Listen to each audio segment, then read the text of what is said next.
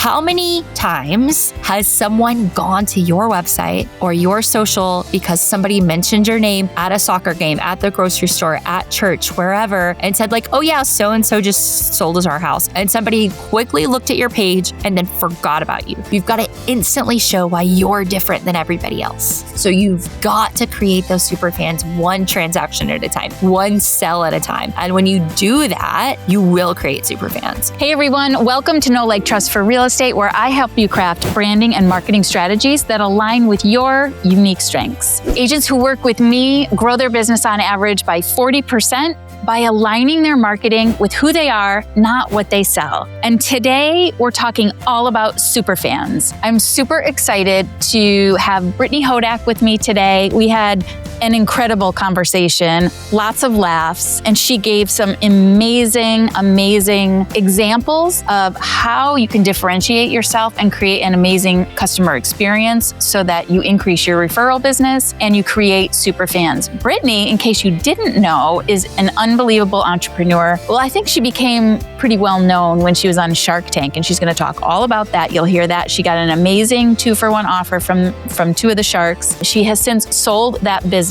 and she is an author and a speaker. She's just incredible. And so I cannot wait for you to meet her. I cannot wait for you to hear about how to create superfans, and take a listen and let me know what you think.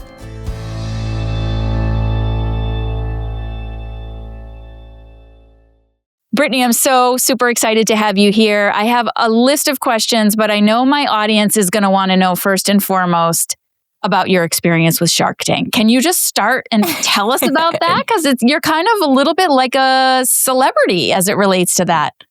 Oh gosh. Well, thank you. You're being very kind. I'm certainly not a celebrity, but I absolutely can tell you about it because I think there are so many principles that are so aligned with real estate. And that's I didn't apply to be on Shark Tank. I got a call one day from a casting producer who had read about my business and said, you should come on the show. And obviously, as real estate agents, that's what we want. We want people who see us not as a commodity provider, but a category of one, who call us and say, hey, I heard you were the best, or my friend said that you're amazing and I want to work with you. And so that is one thing that was kind of unique about my experience is sometimes people say, you know, what was the application process like, or what was this or that? And we were incredibly fortunate that for me, the process was answering the phone and saying, sure, I want to come on Shark Tank. That sounds like a lot of fun. And then flying to LA to do the show. In terms of the actual experience on the show, another unique thing. So I knew from talking to people who had been on the show that you're recording for about an hour, but they cut it down to 8 minutes. And so going in, I was trying to be just as intentional as I could about like, what do I need to do to get the most favorable edit? How do I get the best 8 minutes or 10 minutes? And so I had this crazy idea that if I never stopped smiling the whole time I was talking, it would be hard for them to have an edit of anything, confrontational or argumentative, because I would just look like a crazy person if I was smiling like this saying, no, Mark Cuban, you're wrong. And this is what I'm talking about. And it was a risk because I also knew that they filmed more episode segments than they ultimately aired. So a lot of people go in front of the sharks, they, leave thinking that they're going to get a deal. And then the production company or the network decides not to air it. And then their deal goes away. And then they've put in all this effort. Yep. So they fly more people to LA than they actually film. So when you're in LA, you're like sequestered waiting to find out if you're going to go in front of the sharks or not. But there's some people who just like never get to present. And then there's a bunch of people, I think it's as much as like 20% of the people who present never actually have their episode air. So it's like these multiple levels of you've got to make it. Yeah. Not only did you make it, you guys got and accepted an offer. We did. We accepted an offer, although here's the other crazy part. So we accepted this offer. We realized pretty quickly once we got into the due diligence period that we did not want to go through with the offer, that the terms were, it's just, because again, it would have been nice to have investors, but we cared much more about the people than the money because we were doing 8 figures at the time in sales at Walmart stores. Yeah. So it was a nice to have, not a need to have. And as we got into it, we were like, this is not exactly the relationship or the, basically like they've got 75 other businesses they've got minority stakes in. We're not these are not like advisors that we're getting. This is, like an equity deal.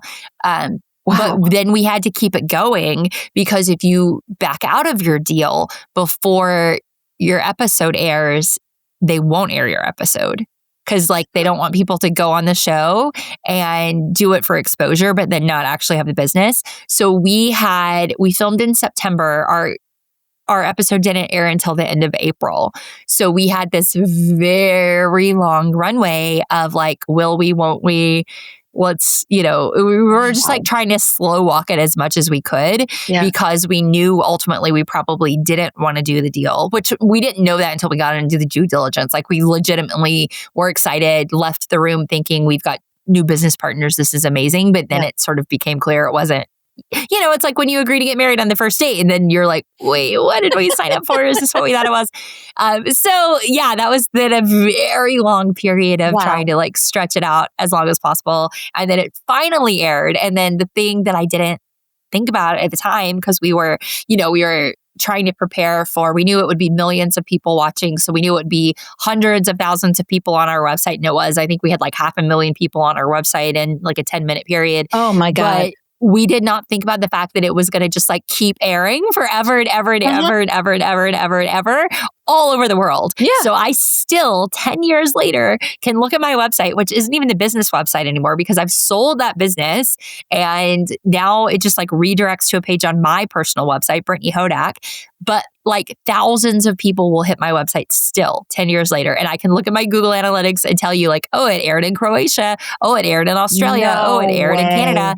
Yeah. Like the Philippines, it must air a lot in the Philippines because there'll be spikes. It'll be like, there's like one person from the Philippines on my website a day. And then it'll be like 1,800 people from the Philippines. And then 3 weeks later, 900 people from the Philippines. Like you can actually see where it's airing and it's in syndication. Well, not necessarily my episode anymore because it's been 10 years, but the show Shark Tank is in syndication in over 100 different countries. That is just crazy. So it's wild. It sort of doesn't surprise me, although, it's amazing how they make not just Shark Tank, but, any production, they make it look so much bigger and so much more, amazing than what it actually ends up being. But I thought you and your partner were amazing. My husband and I watched it the other day. And my husband and my son and I watch it off and on, Shark Tank. And so when I was able to pull it up on Hulu and watched it, and it was just so fun. You guys were polished and like not nervous at all. And I was hoping for Mark. Yeah. It sounds like part of the reason you decided to move forward without the sharks, because you got a two for the price of one, was because of people. And essentially, that's what you talk about in your book is creating superfans, which essentially are people. So, and that's how you started, right? Like that was the whole premise of your business. So let's actually start with that and tell me, what was the moment or the experience that got you to realize like that customer experience was a thing? I am so lucky because I grew up with a dad who prioritized customer experience over everything. My dad was a restaurant manager when I was a kid. He managed the Long John Silver's in our town, and I thought that was the coolest job and the 100%. Best job and the most important job because I saw how much everybody on his team loved him. I saw how much all of his customers loved him. He knew all of their names. He knew all of their families. He knew all of their jobs, and it was just so cool. So I got a front row seat to that. And then a few years later, when I was in like junior high school, my dad worked at a car dealership, first as a salesman. And then because he was like so beloved, like he basically, all the other sales guys didn't like him because nobody wanted to work with anybody but my dad. And so then he became their first customer service manager. And he was like, okay, well, I can love on all the customers since that's what he was kind of doing anyway. And he started the customer service department at the dealership. And I worked there, here and there in high school and college, sort of like summer breaks and when I was around, and he would pay me a little bit. But what was so cool was to get to see all of the marketing programs he was running and all of the retention plans that he had and all of the really cool stuff that was very, very opposite of sort of the pop media archetype of like, oh, used car salespeople, or like, oh, like buying a car is so terrible, like all these things that you would hear sort of in pop culture. And what I knew firsthand was how much people loved shopping at my dad's dealership, how much they loved him, how much they loved people. And I just always thought that was a really fascinating juxtaposition of like what the narrative said, but then what I knew customers felt and believed to be true and saw to be true. And so I think that's probably subconsciously what sparked it. But honestly, it wasn't until like decades later when I realized that everything I was doing in the entertainment space, like trying to help people create these super fans, trying to help artists better connect with their audiences, was exactly the same thing that every business owner was trying to do, which is how do I get customers to choose me instead of someone else? How do I get someone to love my brand so much that they want to tell their friends about it and then come back again and again and again? That's awesome. You tell stories like that throughout your book, which I absolutely love. And I love, there's actually one part in your book, I can't remember, I think it was towards the beginning, where you talked about changing the origin story based on who you're talking about. Actually, now that we're talking about that, talk about that a little bit. Talk about the origin story. Yeah. So, one of the things that I always say to real estate agents, and I don't say this to be a jerk, I say this because it's something that like people I want to hear. So when I first started speaking to real estate audiences, the thing that people would lead with and say to me again and again and again is like, I've got 20,000 people in my database. I've got 40,000 people in my database. I've got 18,000 people in my database. And what I would always say is, cool, how many houses did you sell last year? Yeah. Like, how many people found you last year? And the truth is, I don't care how many people you have in your database. I care how many people have you and theirs. Oh. That is the number that I care about. That is what I want to know. How many people, after meeting you, said, wow, they're awesome. I'm going to save this number in my phone. This is a contact card that I need, because anytime I meet anybody who's going to list their home, who's looking for a new home, who wants to move, who has a question, I want to be able to say, you've got to talk to Joey. So that is the number that I care about. How many people are saving you in their phone? Brilliant. Are you easier to refer than you are to forget? Oh. And that is the question. Yeah. And if you want to be easier to refer than you are to forget, if you want people to save your information, to open your emails, to answer when you call, to like not throw away the stuff that you're sending to their house, you have got to separate yourself from the other like millions of realtors who are saying similar things to you. Yeah. And the way you do that is with your origin story. You've got to give them a compelling reason to care. Because if you don't, in absence of proof that they should care, what do? They don't. They tune out. They're apathetic. They do not care. You are literally like a person wearing red and white in a Where's Waldo puzzle. You have got to prove to them that you are Waldo. And like right now, they don't think you're Waldo, because guess what? Their college roommate is also in real estate. Mm-hmm. Their husband's best friend's doctor, like I don't know, like everybody can name 20 real estate agents that they know, right? Yep. Just because I know you does not mean you are the best person to help me with the most important decision and most important purchase I am going to make this year. Maybe biggest purchase I'm going to make my whole life, right? Like it's not enough that I know that you were fun when we were in college. It's not enough that I know that our kids play on a team together. I have to have confidence in you being so good at this thing that I want to give you 6% of my money. Like 100%. That is the bar. 100%. And the way you do that is with compelling stories. So let's actually talk about your framework, your super framework, which is really essentially what the framework for your book, which I thought it was just brilliant. I mean, I loved reading your book. I'm probably going to go back and read it again because it just was, first of all, the examples that you gave, the framework made it so easy to remember. And it's all stuff that we as professionals should know. It's intuitive, but it was just such a great reminder and such a really simple framework for us to remember and implement. So talk about that. Talk about the super framework. Well, thank you for saying that. And, that's exactly what I wanted to do. I wanted something that would be almost deceptively simple of these are the things that matter. These are the things that you need to do. Here's why you should do them. And here's how that you should do them. Because I'm like 99% sure I have ADHD. I've never been diagnosed. And it's funny, I was joking to my husband, it feels almost cruel of like how hard it is to get diagnosed with ADHD as someone with ADHD. I'm like, okay, so I have to like find a doctor, make an appointment, go to that appointment, I'm like unsubscribe, like absolutely not, right? Like the fact that I am overwhelmed by like finding out if I have ADHD, probably a very strong indicator that I likely do.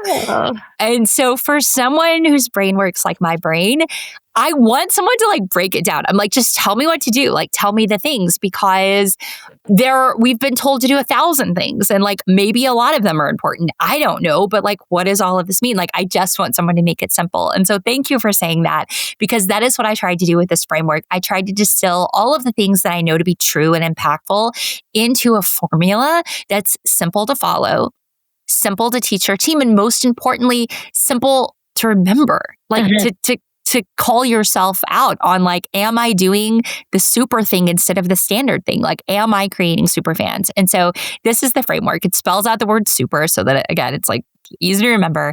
But the S is start with your story.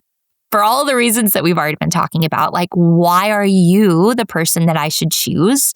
Why should I remember you? Why should I come back to you?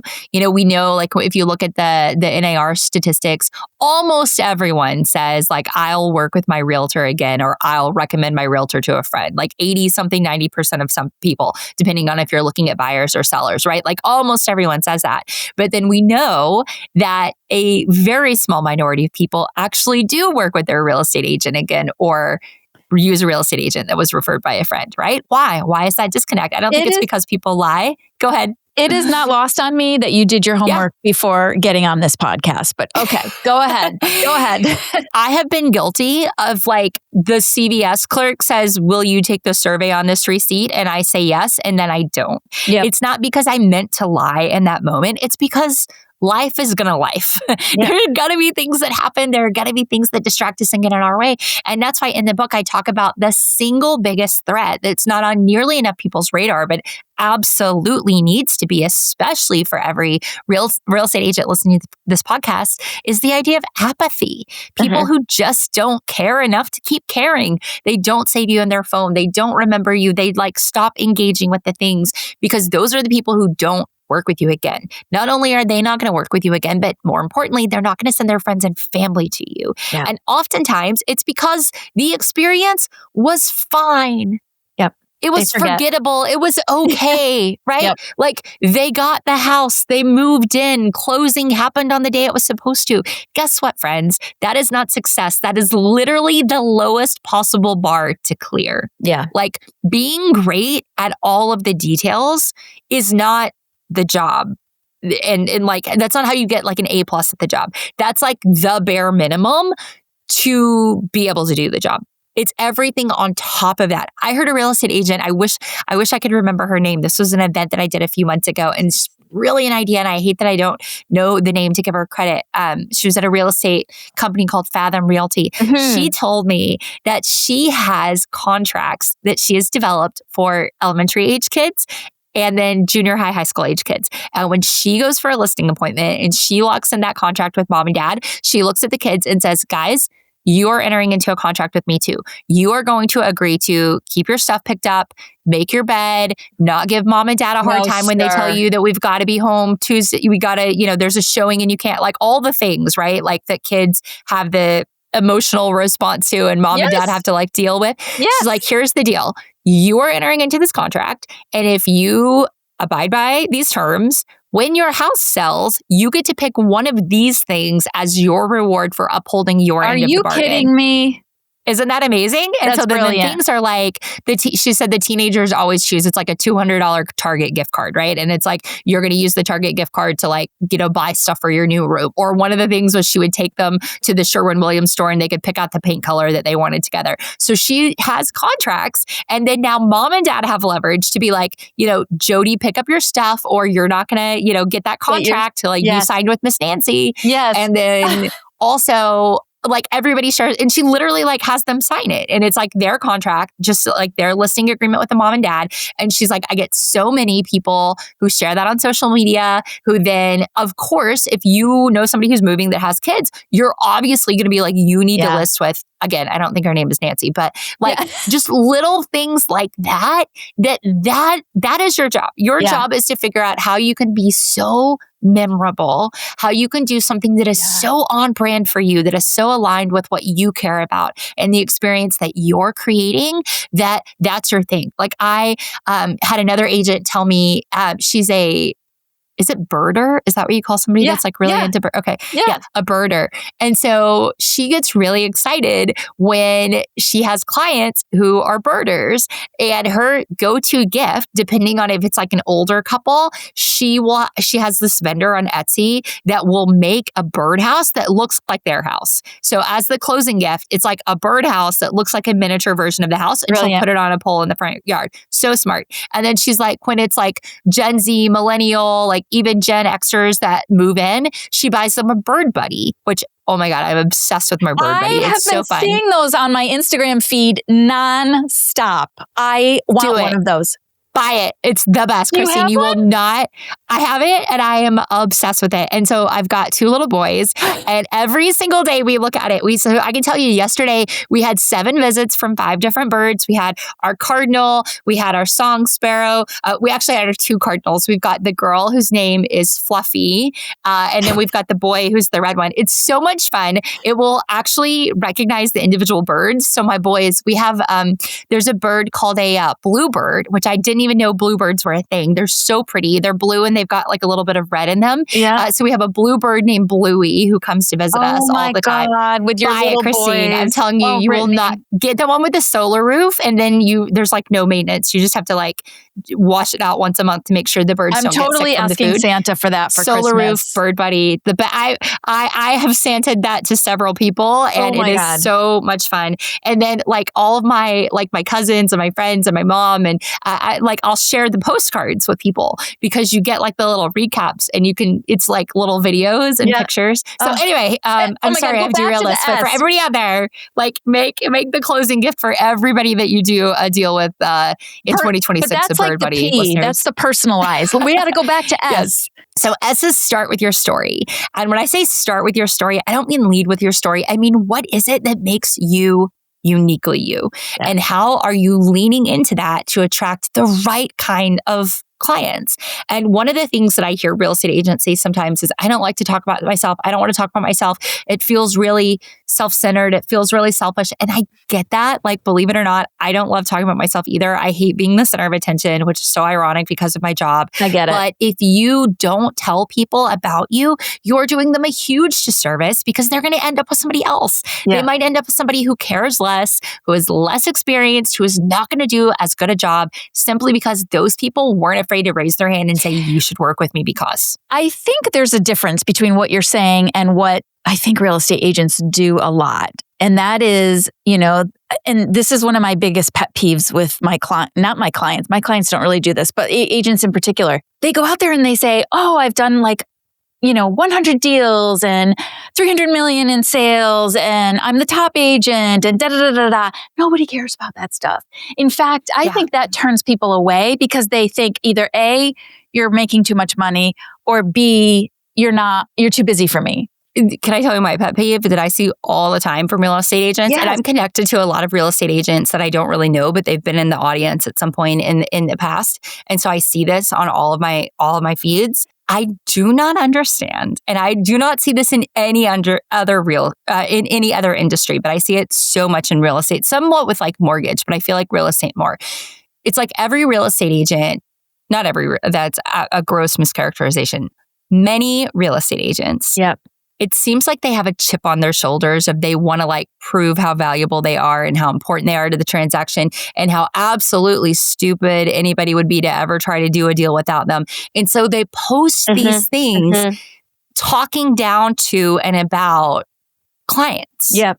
Like this stupid client who, we went back 85 times over $10,000 and like it took me this many hours and this many whatever. Like I see so much of that online where people are basically posting saying like, this is how hard the job is. This is how hard it is, or complaining like, people, I've given up 48 weekends this year to do showings. Well, yeah, congratulations on having a job. Like we all have jobs too. Yeah. Like that is the job. Yeah. Don't create content that is appealing to other real estate agents. Like I feel like there's this thing where it's like a tit for tat. Like, I did this, I did that. And it devolves very quickly into what sounds like you're talking down to clients or about clients, saying like, oh, all of these dummies who think they're, so smart with their for sale by owner. Here's what they don't realize, or here's what they don't that. And maybe that's going to get you likes from other real estate agents, but it's going to turn off so many people. And I see this all the time. Wow. And like, don't do that. It's like it puts up a wall between you and any prospect that makes you seem not only like unkind and unapproachable, but like somebody who might roll their eyes or talk bad. Like if you're talking bad about any hypothetical client, like you could be talking bad about them. Exactly. I read a statistic a couple months ago from Microsoft, and they were talking about the things that people like about AI. And I can't remember the numbers, but it was like huge majority of people who actually use AI. The two things that they said about why they loved it were, number one, I can ask as many questions as I want without annoying somebody or feeling bad. Oh, jeez. And number two, I can ask as many follow-ups as possible without feeling like I'm being judged. And I thought that was really interesting, but I felt like it was so much more of an indictment on humans than like a vote of confidence in AI. Yeah. Right? It was like, I can do this without being judged, or I can do this without feeling like I'm annoying. And like anytime you're in any service industry, but especially one where people should not be expected to know what they don't know, like that is the job. The job is to answer the questions and not act annoyed. Exactly. Like that is the role.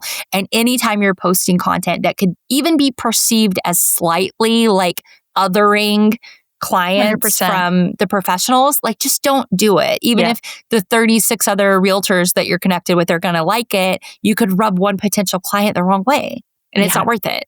So how would they take their story then and integrate it in a way that makes sense? Well, I think one really great thing to do is ask all of your clients who really like you, like, hey, what do you say about a friend to me? Like if you were going to recommend me to one of your friends, like what would you say? What would you tell them?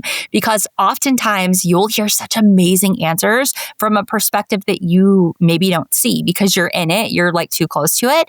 And they'll say things like, oh, you really, helped me with this, or you really went above and beyond when you did that, or I love that you did whatever. And you may know some of these things already. Like maybe you love interior design and one of your superpowers is that you can take anybody into an empty or unstaged house and show them all the potential.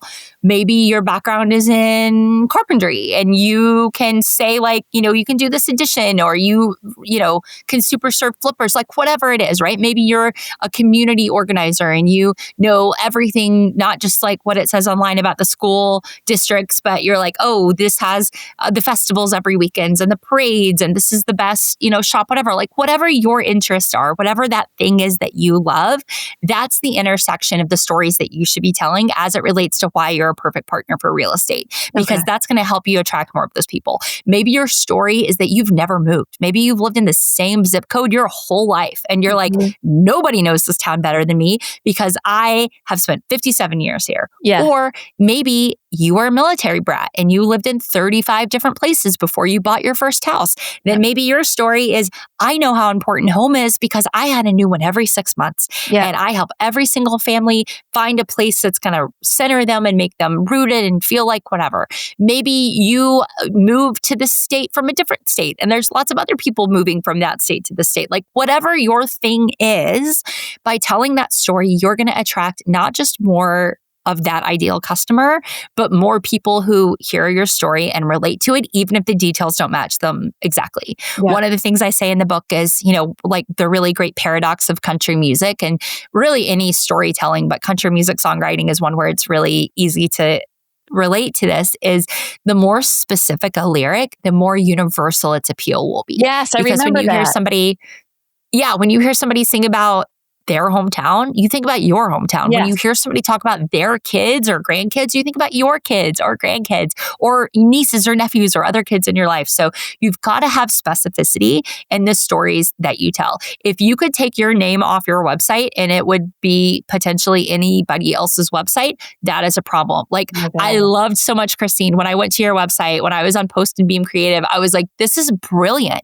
It's beautiful. The colors are so nice. The stories are so clear. Like, you could feel the personality. I felt like I knew you.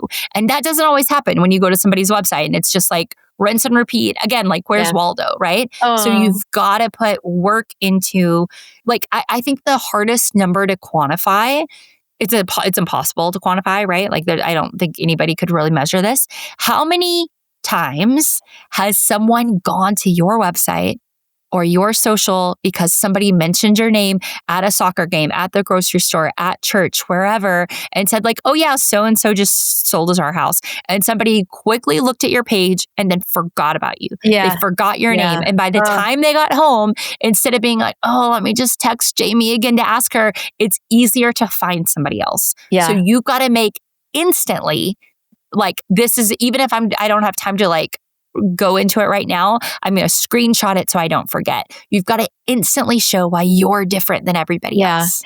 That's so important. I actually use that analogy with my clients. I say, if you can take your name off of whatever it is, your brand, your social media, your website, whatever it is, and anybody else could put it on there, then you're not doing service to your business or your brand.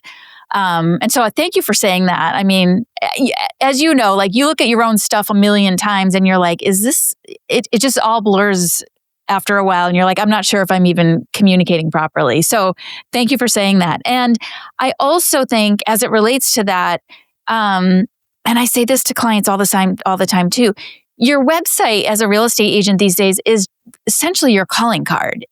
People are not going there to search. Take the search off of your website. It's too expensive anyways. They're going to Redfin and Zillow. Just deal with it. They want to know about you, and your website is the perfect place to tell your story. Okay. After S comes you, which is understand their story, understand your customer story.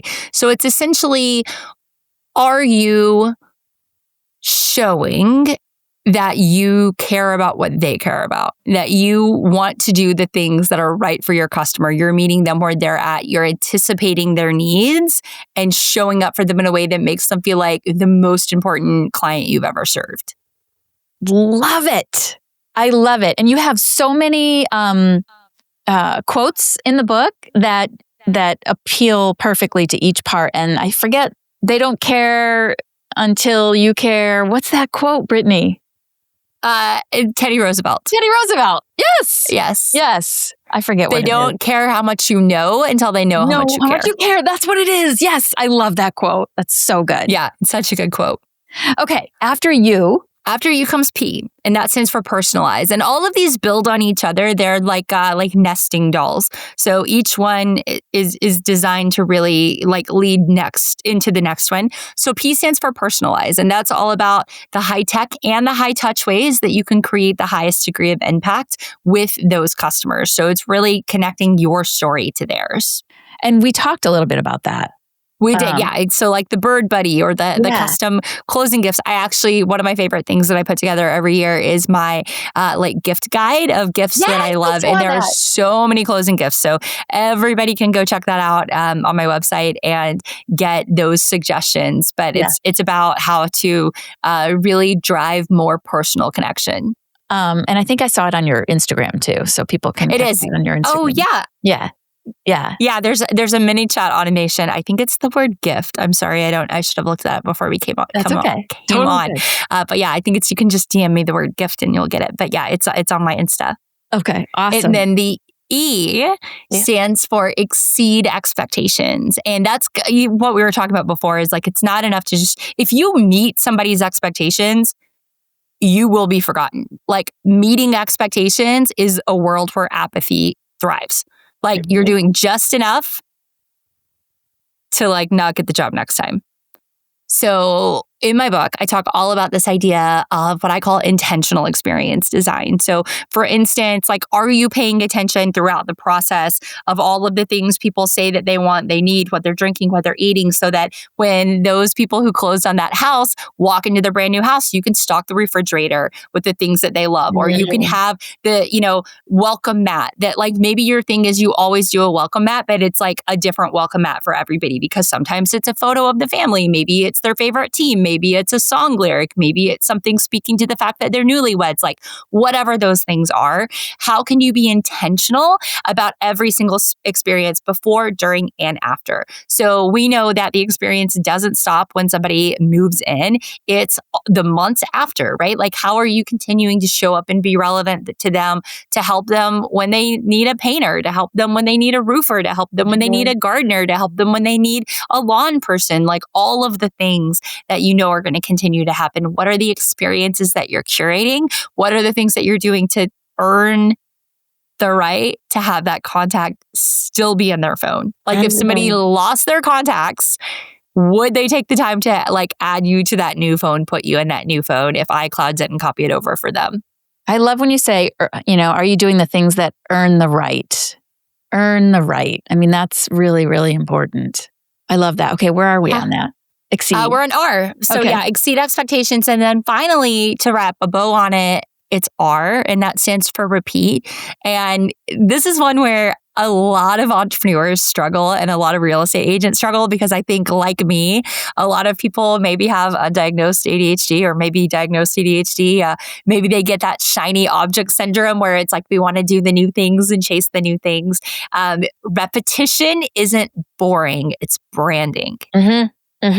Consistency compounds. Like we've got to continue to do the things that work again and again and again. And I bet everybody listening to this, if they're honest, because I know I'm guilty of this and I know all my friends are guilty of this, there is something that we were doing for a long time that worked that at some point we stopped doing it.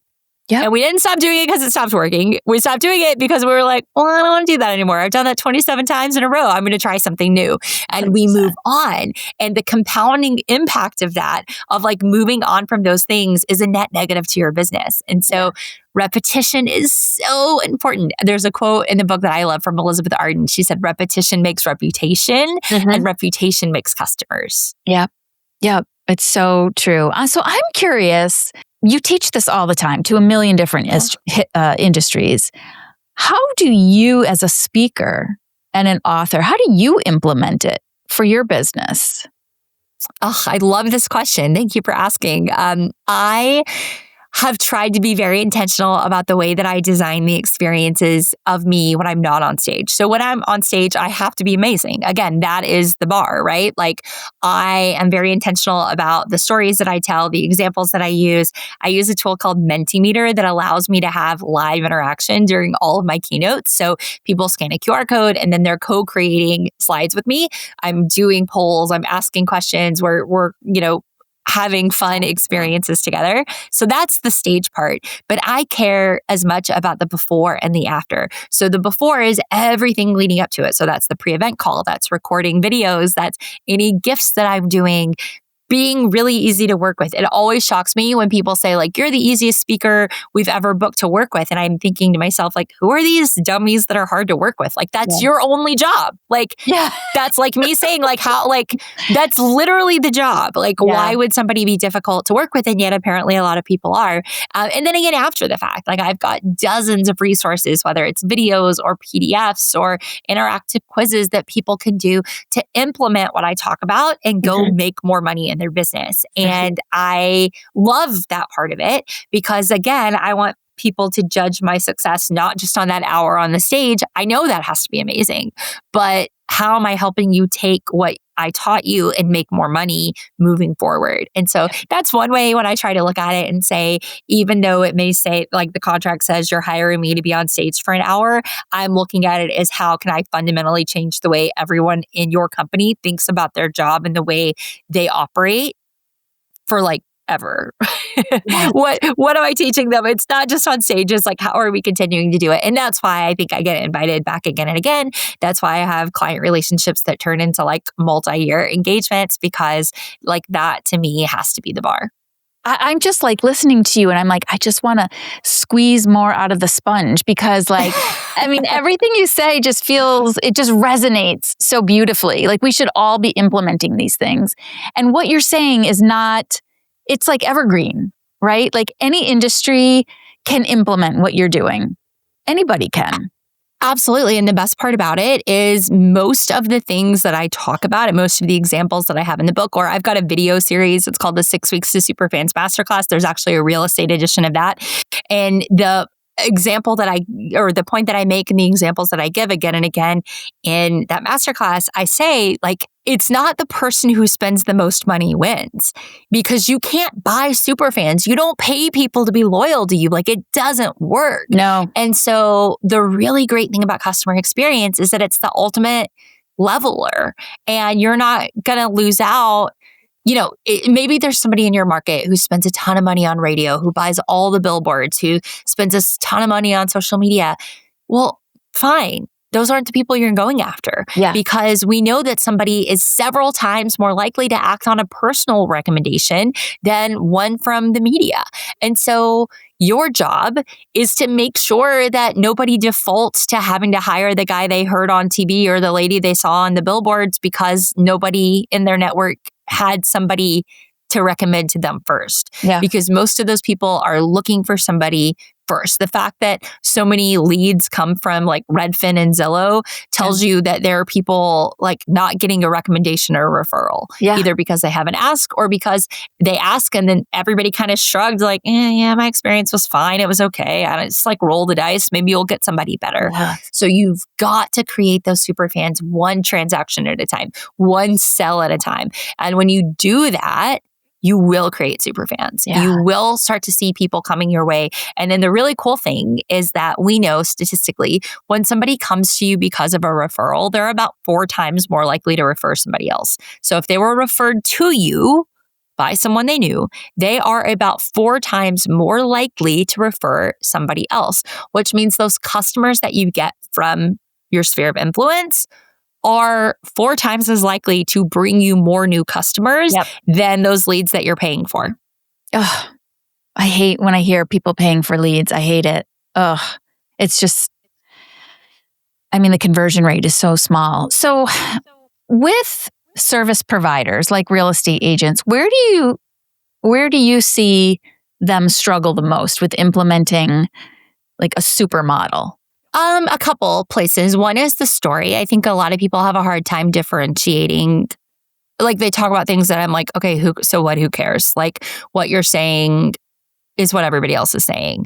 Like you can't tell me that you care the most because that's what everybody else is going to say. You can't tell me that you're the most available. Like everybody else is going to say that too. Stop trying to win on like commodity things.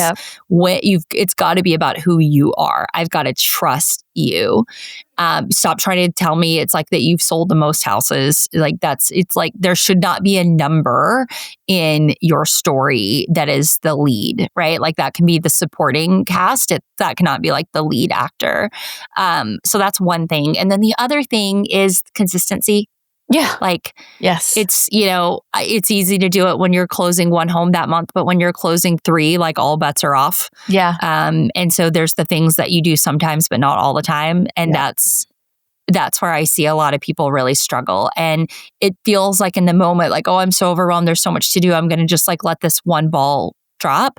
But when you think about the fact that those retained relationships are going to bring you more customers, it gets a lot harder to ignore doing those little things you need to do, because in your mind, it's like, oh, well, that one's already closed. I already earned the commission. Yeah, but what about the next 8 commissions? Yes. Like you do have time to send the handwritten note. You do have time to do the drop by. You do have time to make the introduction to, the interior designer who's going to help them, whatever. Like you've got to find the time to do those things because they matter. Yeah. And I think it's as simple as putting a system in place, and when you get to a certain point where you've got, more transactions than you can handle executing your system, that's when you need to bring somebody on to help support that.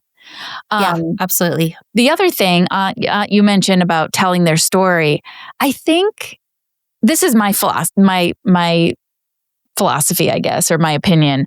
I think real estate agents in particular, I think it takes being a little vulnerable to bring your story into the framework. And I think that real estate agents in particular, I can't speak for all industries, but they don't learn how to sell that way, right? They learn how to be a certain professional way, keep it compartmentalized in a box, whatever it might be.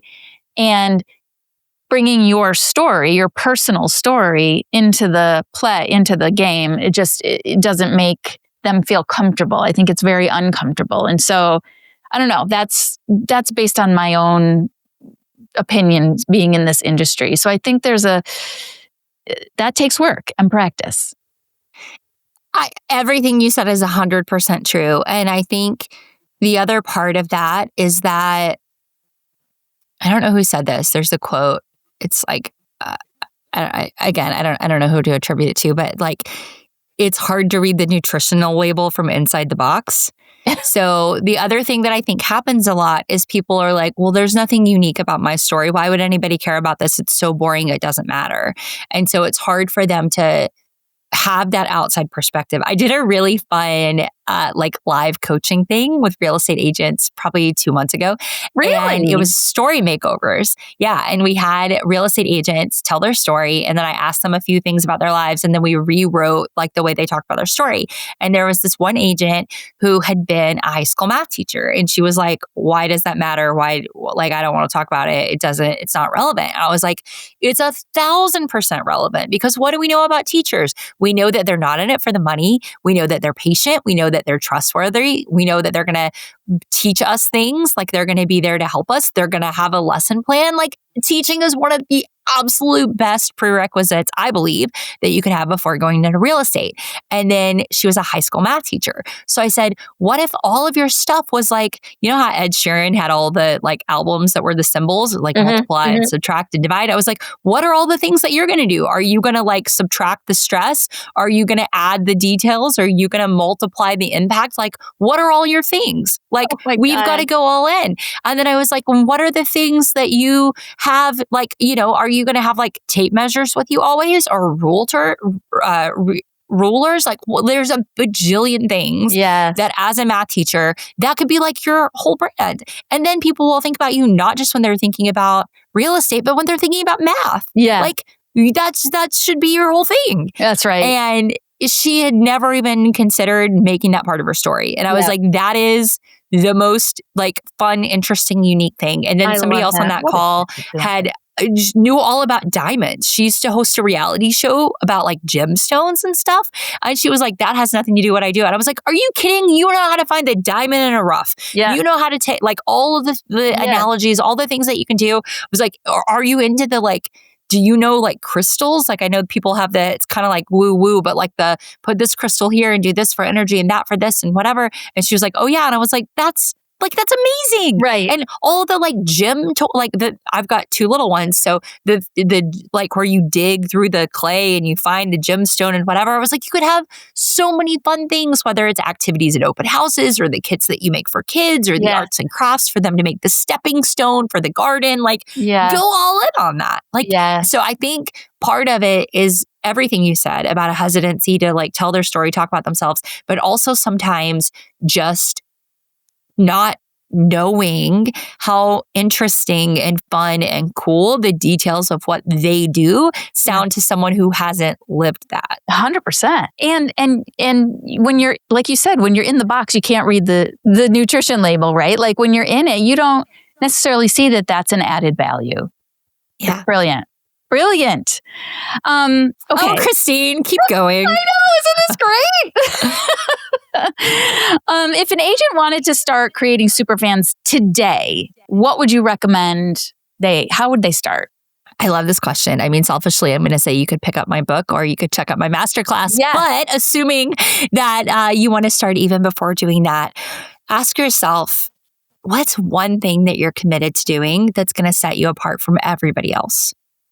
Just ask yourself the question and sit with it, and you'll hear an answer. You'll know what it is. And your thing is going to be different than everyone else's thing. And that's right. It should be because you are different from everyone else. So pick one thing and start doing it. And then see how it goes. And then maybe you add another thing or maybe you tweak that thing, but choose one thing, because here's the deal. If you can't answer the question, why should I pick you instead of any of the other people I could choose? If you don't know the answer to that and you can't defend that like to your bones, then the truth is you're still competing as a commodity provider. Yeah. You've not figured out that thing that makes you that category of one. And that is the thing that you need to figure out. Because if people don't know why they should be your super fan, it's very, very hard to get them to be. Yep. And that word apathy just makes me feel like Eeyore, like, it's like, who wants to be unforgettable? As we start to wrap up, a couple things. First thing is, I would love for you to finish this sentence. Know, like, trust is harder than ever in the age of AI, which is why recommendations and referrals from people who actually know it will matter even more in the next decade than they have in the past millennia. Awesome. Love it. Brittany, this is amazing. That was a long sentence. If you're watching, this is Brittany's book, Creating Superfans. I read it in like you could sit and read it in a day. Like it's just, but I kept going back and like, earmarking, and it's just so many great examples in here, and it can be applied to any industry. We're going to put your masterclass in the show notes. We're going to put a link to your book in the show notes. It's just been amazing having you on. I'm just so happy that you said yes. So thank you so much. Thank you so much for inviting me. Yes, this has been so much fun. Thank you to everybody out there listening. And yeah, I can't wait to hear about all of the incredible things that you guys do to create superfans. Thanks so much for listening. If you loved our conversation, I would love it if you click that subscribe or follow from wherever you're listening from. And make sure you check out Brittany Hodak at BrittanyHodak.com. You can purchase her book, Creating Superfans. And also, if you're a real estate agent, she has a masterclass especially for real estate agents. I really appreciate you being with us today. Thank you again. And you have been listening to the Know, Like, Trust for Real Estate podcast.